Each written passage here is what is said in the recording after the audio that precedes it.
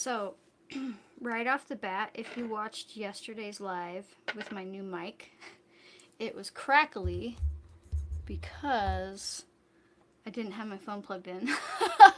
This big old microphone powers from my phone, and so when I didn't have it plugged in, it didn't have enough power to not be crackly. So, this is a redo. Right. We're gonna pretend like today's the first day of spring and that I wasn't that yesterday just didn't happen. So I'm gonna make this is the Nilgiri platinum needle tea. She's been making me feel really, I don't know, like she's very comforting, I find. And so I've been leaning into that. This morning I feel a little rushed. And I don't know why. Nobody made me rush. Let me make sure that I get my live chat turned on so I can see everybody. Hey, everyone rolling in. Good morning. Hopefully the speaker sounds much better today. No crackling. And if there is crackling, I don't know what to tell you. No, I'd get it figured out, but I'm pretty sure I figured it out. I tested it again last night. So let's make some tea and I don't know, watch what my nervous system does. um, Yesterday, as predicted, was indeed a good day. I ended up getting a fair. Well, I got stuff done in the garden. Lately, I'm trying not to do all the things, and I got the slightest of sunburns yesterday. You can kind of I've been getting these unibrow sunburns. I don't really know what that's about because usually when I sunburn it's my whole face, but lately it's just my eyebrows. Now I understand the concept behind it, that your cheeks and things like that are more prominently forward get burnt, but I've never experienced it before, so I almost forgot my timer. So I thought, it's at least funny to me, but yeah, I got a new bunch of dirt moved to extend a bed, and I replanted yet again more of the clumping garlic, and then before that me and my daughter got the last of the seeds planted out in the greenhouse for lettuce and radicchio and some kale, and then we got another couple rows of onions. I'm not entirely confident about the seeds we planted in the greenhouse because they're cold weather. I had them all pre-started from months ago, like a month or more ago, but then some heat zapped my tray of little babies, and so I'm worried that it'll be too warm here pretty soon for I needed that extra 2 weeks of growth to cut down on the finishing time when they get planted out. But we're gonna give it a try. It's supposed to be super sunny today, and then for the next 7 days it's just cold and rain, and I'm weirdly okay with that.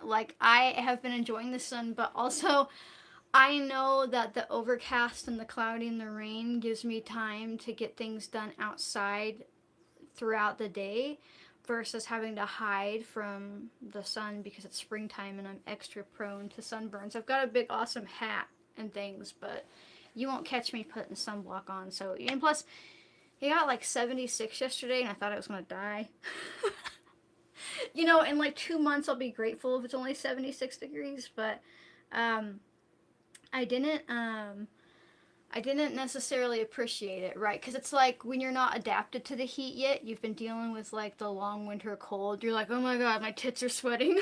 It's so hot, you're every inch of your body, and so I don't mind the upcoming cold week, right? Because it's gonna give me time to work outside without dying, and then once everything's planted around July, sometimes late June, is when you have to do all of your gardening in the early morning, and then you kind of just, you either need to be in the shade by the river or in your house. You don't really necessarily want to be out there in the blazing heat in the high mountain desert. You can be, and when I was younger I didn't care. When I was younger, gosh, I remember being young kid or mid-teens or something like that, and having it be 110, and I'm I'm gonna walk to the park. I'd fucking die if I did that right now. I just can't. Thank you so much for becoming a member, Shell. I really appreciate it. And so you know, well, the funny thing is, I stopped like in the spring, no matter what, because you've been so out of the sun if you live in like a northern climate, but also because the sun is at a lower angle, like you're really, really prone to burn regardless of what your skin tone, right? The color of the sun is different, everything. But what's funny is since about three years ago, since I started cutting rancid seed oils like PUFA oils out of my diet, and not that I ever cooked with them or anything, but you know they hide in ingredients lists everywhere. I don't really burn all that bad anymore. I mean, I can still burn, don't get me wrong, but I started actually tanning. If you think about it this way, when you're constantly eating these rancid seed oils, they exit through your skin. That's one way that they leave your body, and then it's like you're covered in cooking oil constantly going outside, right? And so when I really was mindful to remove those from my diet, it was crazy how much less I burned. It was absolutely crazy. Um, it really did make a big difference. So, ooh, that's so nice. That is so nice. I did some ketamine last night. Just out of the gate with that. No, you can get prescription ketamine, like low dose, microdose stuff for like anxiety, depression, things like that. And I've had a prescription forever, and I use it very much these days. And I don't take as much as they tell me to. They tell you to take like a fourth, and I cut my fourths into eighths, right? So I take tiny amounts. But I noticed that I've been tasting and smelling less than normal. And I think a while back, we might have picked up the vid word. Right, you know, but it was like such a minor little thing, but it always likes to attack your olfactory nerves. And I swear to God, I can taste this tea better today. Because we know that ketamine can repairs like literal neural endings. Like that's one of the way that it helps people with like depression and anxiety and stuff. And so I was like, your olfactory nerves are also like nerve endings, you know, like when you pick up the C word and you can't taste or smell suddenly. Everyone's like, take zinc, take zinc. And I'm not saying that zinc can't be helpful. I'm saying that you're going to crash your copper levels. And I just found that like I can take that single dose of ketamine and like lay there for like 20 minutes and just bliss out for a second, and then like I was laying there and the timer went off and I got up and I continued like making bread for dinner. You know, it's not like when people go out and they party on it. You don't need to take these huge amounts and hurt yourself. Like it's tiny amounts, and I put it in between my teeth and my gum up here, and then I hold the saliva in and then I spit into a cup. I don't even swallow it. That way it's all being absorbed transdermally into my bloodstream versus trying to digest it and go through my kidneys and stuff. But it is a it's not addictive in the way that like let's say heroin is addictive. People can become dependent on it as an escape, right? But no, there's no like you can just stop, right? There's no like withdrawal or anything like that. And I actually, in the beginning when I started using it, was last summer. I was going through a huge amount of stress, grief. It was like one thing after another. Like I'm like, Jesus fucking Christ, I'm cursed. Like it was bad, and I really needed something that was going to help me cope with it. So I was using ketamine on a pretty regular basis, and again, tiny doses, for probably about a month. Right? It helped me just like take space from the grief for a moment, you know. And it really helped me. It's supposed to be back there.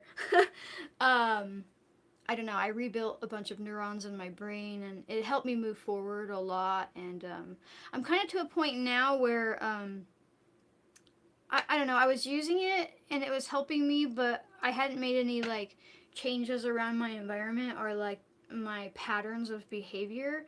And so it was helpful, but once I got into like actually like no longer doing shop updates and like pushing myself through the hard stuff that is getting help outsourcing things and like changing like my work habits and behaviors, now I feel like I'm in a place I'm like, okay, well, now I can really change my neural pathways because I'm not doing that anymore. But I don't know that I'll like I don't feel the need to do any today. Right, it was on my mind, and when it pops into my subconscious, and I'm like, I can't really taste and smell as well as I could a little while back, and I feel like I'm in a place where I can change some neural pathways, um, and it does help, right? I like what is the name of it? I'm so tired. I'm not that tired actually. What the hell is the name of it? I can't remember now. Joyous. There it is. Had to pull it from the archives of my brain. I used Joyous for a prescription. I like them because other than like the intake meeting, I'm pretty hands off. Like I just like every day they send you like a text message and then you like fill out how you're feeling, how you're doing, and then eventually that switches to once a week. And then once you've been doing it long enough, you only get like a once a month um, text message to answer a questionnaire. And then it's like every 6 months you just do one more of those like Zoom appointments that last like 5 minutes. There are other options that are like way more in depth and that take you through meditation and like it's a whole thing. But I am a pretty self guided person, so I was like, I really don't want to be a part of your group. I just want to use it the way I'm going to use it, and um, and it has been pretty helpful. Somebody asked about with mushrooms. I don't mind them, but let me go down a rabbit hole. For the person asking about iodine, check out my seaweed infusion video. So, the way psilocybin works in your brain is it basically shuts down your direct mode network. That's the thing in your brain that makes you do things without thinking about it, like breathing and blinking. But, oh, you ever accidentally drive to Walmart or somewhere like that? You're like, damn it, I wasn't going here. You just autopiloted there, right? That's your direct mode network. Well, this is also how you're thinking, your emotions, and everything else. Like, you are basically a creature that walks over the same path again and again. And mushrooms closes down the direct mode network, which in theory makes you look for different pathways, right? And usually that's like how you're seeing the world or yourself or your depression. But my husband actually came up with the primary idea. He was like, well, there's no direct, like, there's nowhere to go on to, right? So, like, you can shut down your direct mode network, but if you don't have different neural pathways established, you just slide right back into it. And he came up with that idea because he had been using micro doses of psilocybin, and he was like, I'll feel better for like 3 or 4 days, but then I'm like right back to where I was. And so we started talking about, he hears me intensity talk about how like ketamine actually builds new neural pathways in your brain. And he was like, why wouldn't you do the ketamine first and then the mushrooms? Right, like, so why wouldn't you do low dose ketamine for like 2, 3, 4 months to build up all these new neural pathways in your brain, and then use the mushrooms to kick yourself off of that old direct mode network so you can actually start building new pathways? Like, you have somewhere to go. You're not just shutting down a trail with no option, right? And so it was really interesting to talk about. So but I don't advise, like, I don't like heroic doses of anything.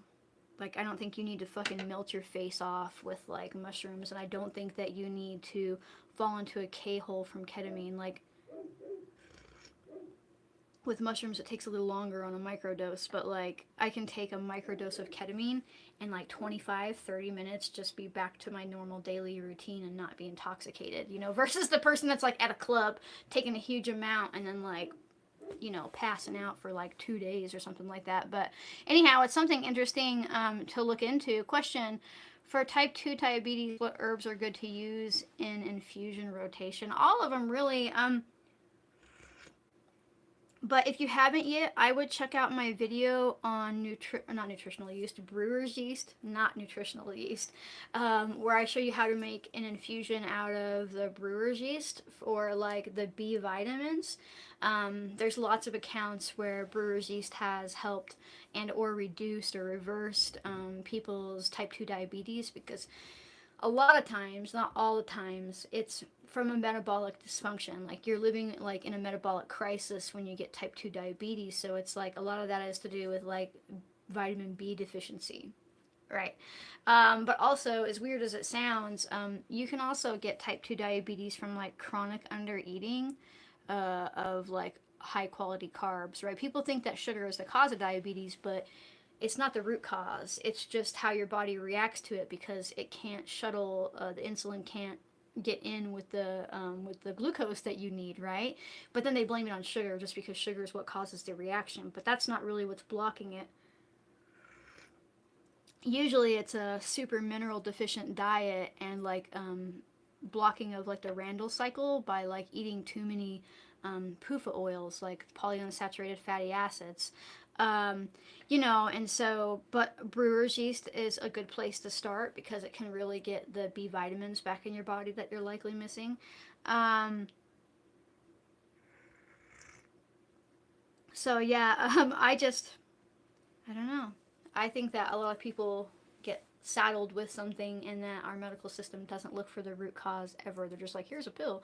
And and the tragedy is the pill that they most give often for type 2 diabetes, metformin, kills people constantly because, and you can look on the pamphlet that you have in your prescription, it reduces B12 levels in your body severely. And the more B12 you lose from your body, the more likely you are to have insulin resistance issues. And so it's like, it's crazy shit. Um, but yeah, I think somebody said, do you have any recommendations for liver healing for someone born with hepatitis C? Um, Anything that supports like your liver's function are like eating naturally bitter foods. I really like roasted dandelion root tea for all things digestive liver health. Um, you could, I mean, I have a video on my channel about that, but you could like very carefully work with milk thistle as well. But go really slow with her because she can make you feel gross if you take too much. But I really, really like I really like dandelion because she's safe enough to use every day. And if you go really hard and fast with dandelion, like you brew like the strongest cup and you're like, yeah, you might shit uncomfortably. But that's about it, and that's just from like consuming too much of a new thing all at once. Like I would drink like half a cup a day and I wouldn't brew it really strongly. And if you like it stronger, slowly work your way to that. But the same thing will happen with coffee, right? But somebody said advice for lung exposed to dust and paint fumes. I wear a respirator. I cough a lot in the morning. Um, I really, I really like Mullein for everyday lung support. But if you're dealing with like real shit going on in your lungs, I also like tiger milk mushroom. It sounds weird. They're not milking tigers for mushrooms, but that's what they call it. And it's really fantastic for supporting your lung. But it also sounds like you might need a better respirator. It might not be small enough particle size if it's still getting through and you're still coughing in the morning.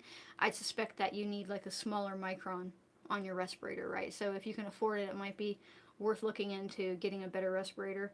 Um, but yeah, today after tea time, I plan on getting ready for the rain. Yesterday I took the tractor and I like, so let me back way up.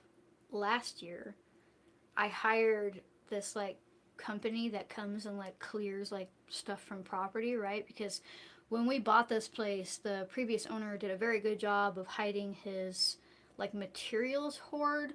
Like he was a hoarder, but just for used construction material that we used what we could, but a lot of it was like this guy was keeping like pieces of trim this big and like, he was hoarding. I'm gonna use that someday. And so it took like 10 dumpster loads to get everything out from behind the garage and everything out from the side of the barn and like, the things that we didn't see when we saw the property, right? Um, because he hid it. He probably had help putting it behind there so people didn't know. But long story short, we also ripped out this deck he had built that was falling apart, and I I built new long steps coming into the front door out of railroad ties. Like you would just like, I put 6 and then I put 4 and then I put 2 and then I put 1, right? And I had the tractor. They're really heavy. They're really sturdy.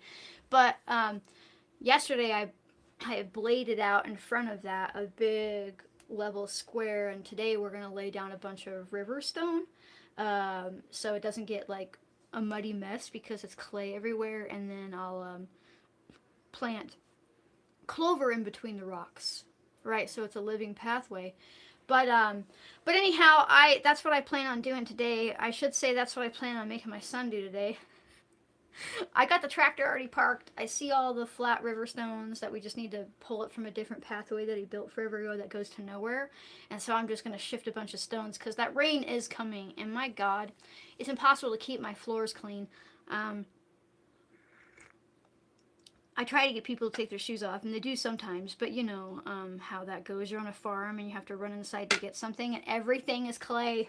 And when clay is wet, it sticks so horribly to everything. And some people are like, oh yeah, I had clay, but I amended my soil. I'm like, you didn't have clay. You had soil that had some clay in it. I have like 80% clay and like 10% soil. So like when it's fucking clay, like it'll eat your shoes. It'll like, you can't get it off. And then when it dries, it's like cement, and you have to like, I have literally taken a hammer to my sandals before to break the clay off my shoes once it's dried. To be like whack, whack on the bottom of it, because it's fucking crazy. And you don't want to rinse it off in like your bathtub or anything, because you don't want that clay getting into your pipes, right? So we're putting stone down before the rain comes, because I already removed the straw situation, because straw works really well until it packs in. And then you put down another layer and it gets wet and it packs in. And then suddenly you have like these adobe bricks going on. And it took me like 4 days to get all of that off, because we were desperately putting straw down. Yeah, you can make bricks with the clay, but we also live in a really wet climate. So clay is really strong when it's dry, but it erodes really quickly when it's wet. So anything brick-wise that we made wouldn't fare well in the wintertime if it was exposed to the elements. But yeah, they used to come here, like the people who we bought this from, they were the original owners. They built this house. Well, they had it brought in. It's a manufactured home. But they had people, like a club, that would come and like dig clay and like refine it out of the soil and then like fire it in the ground traditionally. But yeah, no, I'm not that into pottery. I like buying it. I think it's beautiful, but the level of which I'd have to go through like screening and like cleaning and separating the clay from the soil and the debris that is there, I'm just like, maybe like when I have a lot more time in my hands. And I've gained back a lot of time, but I don't really want to like replace the time with like a super labor intensive hobby. Right? But yeah, so that's what we're doing today, and then replanting more garlic, and then planting at least 2 more rows of onions. Lately, me and my daughter have just been doing 2 rows of onions a day. And they're little baby onions right now, so you have to like boop, hole, boop, hole the whole way, and it's a really long bed. It's probably, I don't know, 30 feet long by like 8 feet wide.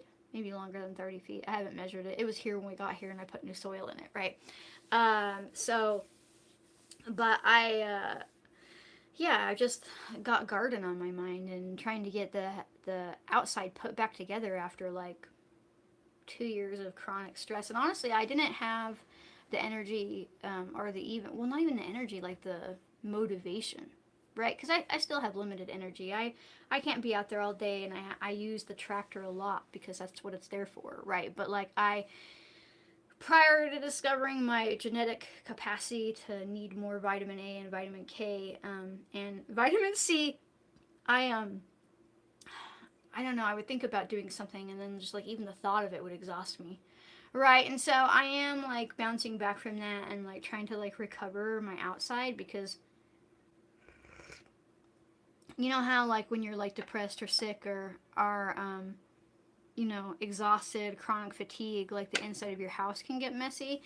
Now apply that to a farm, right? And so it's not that bad out there. It's just I need to put things back together. You know what I mean? And like change things and work on some fencing and get things back up and going. But I'm kind of grateful for the way that I allowed it to fall apart because when I put it all together, when we first moved in, it was done out of like panic and fear, right? Like when we first moved in, I didn't intend on getting much livestock for the first year, just so I could be like fully ready for it. And then 2020 happened, right? And everyone's like, "Fuck, this is it. We're all gonna be." So suddenly I have a bunch of cattle dropped off, and suddenly I have this, and suddenly I have that, and then it's like it was so much, and there was a lot that we were doing at the same time as having all the animals, and that makes it so much harder. So now I've just got time to redo things, right? I've got time to pretend like actually this is the first time I'm doing it.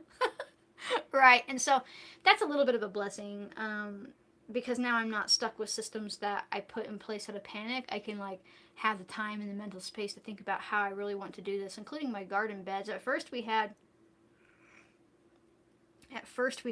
raised beds, and I have some that are left. I talked about the raised beds for the onions, and they were already here, but I had built raised beds out of pallets, and they worked fine enough. But like I don't like raised beds. Like I don't mind a few of them, but like even if I'm doing layering on the ground that I'm planting into and I'm building up a bed naturally, that just I don't know. Here it's like in the summertime the raised beds get too hot. They dry out really fast even if I have deep mulch.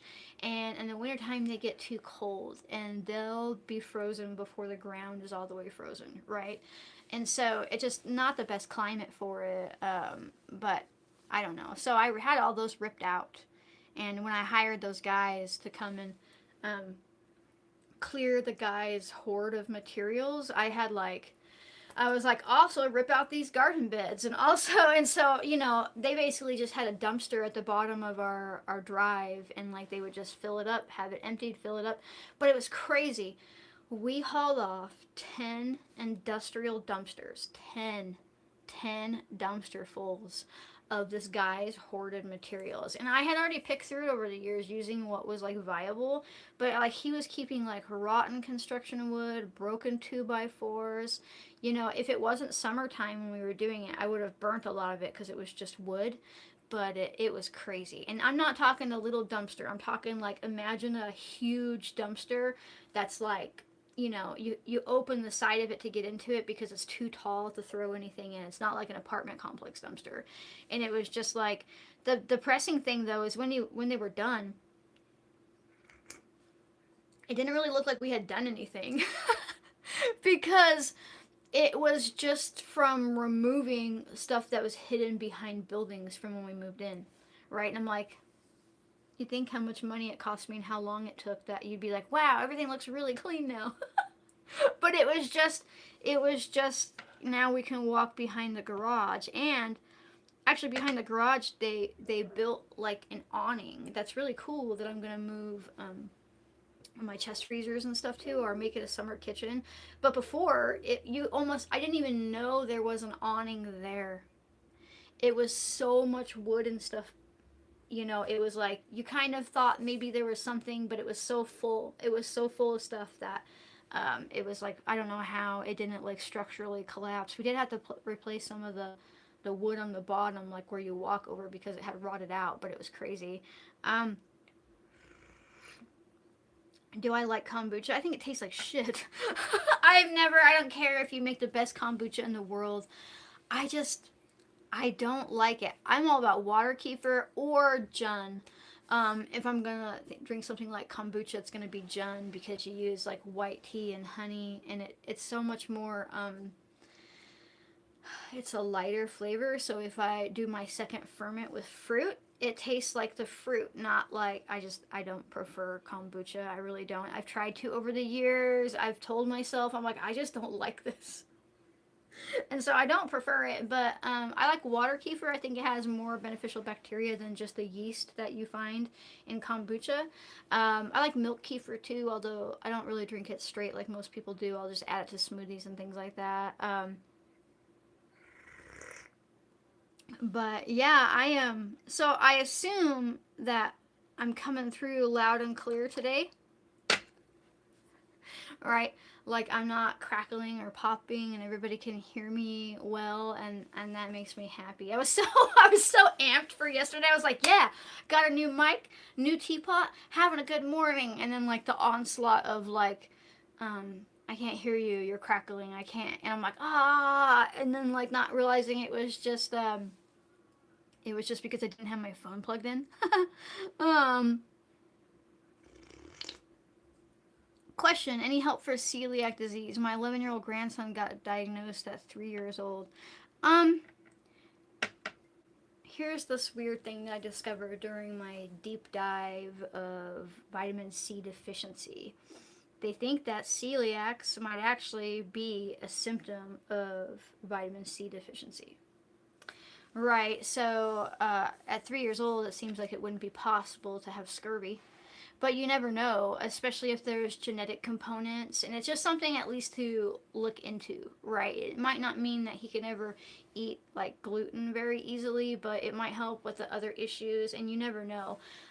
Sometimes when kids have illnesses, their bodies are healthier than ours will ever be because they're in the growing phase, right? They want to repair themselves. And so, if you can find like root cause deficiencies and things like that, or like genetic issues and things that are causing this that you can then understand how to move forward through, it's very possible. But by the time your grandson's 15, he won't even think about celiacs anymore. Whereas when we're older, it's much harder for our body to recover from things like that because we're no longer growing, at least not tall. um, Anyhow, I'm going to hop off. It's been my 30 minutes. But before I go, if you do want to support my capacity to go live with you every morning, to teach freely, to help teach everybody that they're smart enough to do this, consider becoming a member. It's just a way to throw me a couple bucks every month for just to say thank you. When I do upload videos early, you get access to that. But if you can't afford, don't worry because they always release on a weekend. So, you get early access if you remember. If I happen to make a video that I upload on a weekday. You can also call things home from my apothecary. I make all kinds of things. In fact, um, today's the last day because it's the 20th of my spring sale, where if you buy any 2 bottles of my herbal synergism capsules, you automatically get 10% off without a code or anything. And so for anybody who's been using them and thinking about subscribing, today would be the day to do it because when you subscribe, you automatically get 20% off, but then that 10% off would kick in if you have 2 bottles in your cart. So you could get 30% off of anything that you subscribe to as long as you could just subscribe to one and purchase another. It's mix or match, so it doesn't have to be the same thing. But and if you can't do any of that, make sure that you like, comment, share, subscribe, turn on notifications. And again, sharing is super important because it helps other people realize that they are smart enough to learn safe, simple herbalism just like you are. It helps get my work out there, and it's really, really helpful. Commenting, all that kind of stuff tells the algorithm that I'm worthwhile showing to people. So thank you so much for hanging out with me during my morning tea, and I will see everybody tomorrow morning. Bye.